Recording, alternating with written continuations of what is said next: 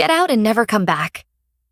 Mom's voice echoed through the house as she tossed my backpack onto the front yard. I glanced back, hoping Dad would say anything, but he stood silent in the doorway. Neighbors across the street stared, their eyes piercing as I walked away. My name is Ava, and I'm 26 years old. I work as a part-time teacher while studying for graduate school. The pay isn't much, but it keeps me pushing forward. Every shift, every late night of studying is part of the bigger dream I've chased for years. In my family, I was always the peacemaker. I tried to stop arguments from escalating, tried to calm things when tempers flared.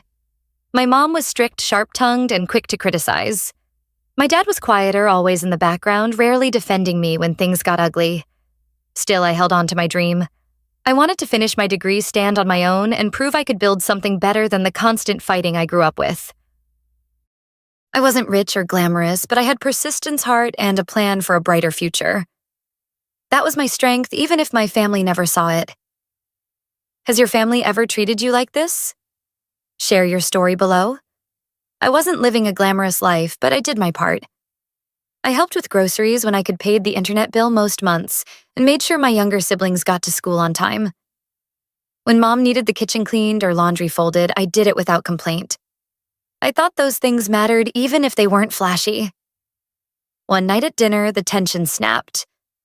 Mom set down her fork and stared at me. Ava, when are you going to grow up and contribute like an adult? You sit here while we carry this family. I blinked, my stomach tightening. I do what I can.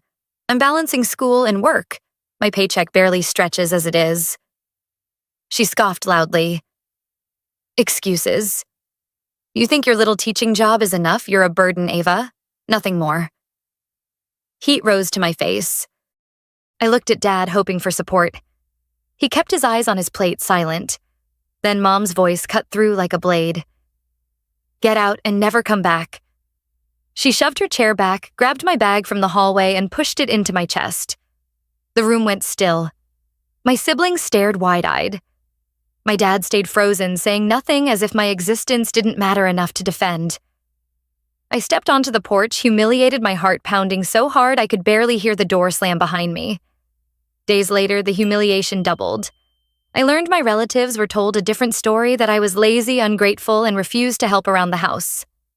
Mom painted me as the selfish child who abandoned her family. The truth was gone, replaced by her version, and no one questioned it. I tried staying away after that night, but part of me still longed for home. A few weeks later, I came back to visit my siblings. Dinner was on the table when I walked in. Everyone had a plate except me. I stood awkwardly at the side until I finally asked, "Where should I sit?" Mom didn't look up. If you're not part of this family, don't expect to eat like one. My cheeks burned. My siblings lowered their eyes, too scared to say anything. I left without touching a bite. The next blow came at a family gathering. Relatives filled the living room, laughter spilling over the sound of clinking glasses. One cousin asked about my studies, genuinely curious.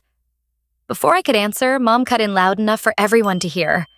Ava's too busy pretending to be smart to help where it matters. A ripple of chuckles passed through the room. My cousins looked at me with pity. My dad gave a faint smile like it was a harmless joke. I swallowed hard and forced a laugh, but inside I felt like I was unraveling. Not long after, Dad called me aside. His voice was calm, almost rehearsed. Ava, you should still contribute to the household expenses. We're struggling, and you've got a paycheck now. I stared at him. But I don't even live here anymore. Mom appeared in the doorway, arms crossed. It's the least you owe us after everything. My throat tightened, but I didn't argue. Instead, I started keeping proof. Every pay stub, every transfer I made to cover utilities, every grocery receipt I left in their kitchen, I kept copies. If they wanted to rewrite the story, I would have the truth in black and white. And slowly, something shifted. Instead of breaking me, their cruelty pushed me harder. I poured myself into my classes, staying late at the library.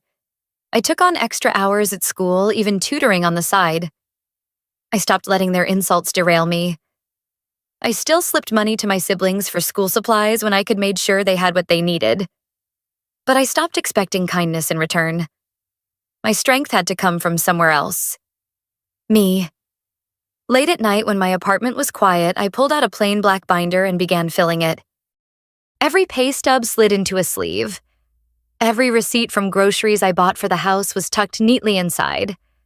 I printed bank transfers showing where my paycheck went, not to luxuries, but to bills with my parents' names on them. I even saved the text messages where Mom demanded money. "Send $200 for the gas bill tonight," one read. Another said, "If you care about this family, you'll cover the groceries." Her words were sharp, but on paper they became proof. I kept the binder hidden in the bottom drawer of my desk, out of sight. It wasn't anger driving me, it was preparation. I knew someday they'd twist the story again. And when that moment came, I'd be ready. What they didn't know was, I had every message, every receipt proof I wasn't the burden they painted me to be. Until then, I stayed quiet. I poured myself into school, buried in textbooks and lesson plans. I kept tutoring, building a little independence, one paycheck at a time. I didn't need to shout or argue. My determination was growing silently, like a fire waiting for air. And when the time was right, I'd let it burn. My best friend from college, Emma, was the one person who saw how much the situation was wearing me down. One night over coffee, I let the words spill out. I told her about the dinners where my plate was missing the insults at family gatherings, the constant demands for money. She listened without interrupting, then said firmly, "Ava, stop doubting yourself. You've done more than enough. They're trying to make you believe you're weak, but you're not." Her words hit deeper than I expected. For the first time in months, I felt like someone believed me. A few days later, she connected me with one of her professors. He reviewed my situation and offered me extra tutoring work at the university. The pay wasn't huge, but it gave me a new layer of independence. Money my parents couldn't control or claim as theirs. It felt like a step forward, a small piece of my life that belonged only to me. Meanwhile, my family's arrogance kept growing. Mom bragged to relatives that I'd abandoned the family that I never helped, and everyone nodded like her words were gospel. At a family event, I overheard her whisper to my aunt, "Ava will never stand up for herself. She's too soft." I froze. Those words burned into me. Soft, weak, invisible. That was all they thought I'd ever be. But something shifted inside me that night. I wasn't the girl who cried quietly in her room anymore.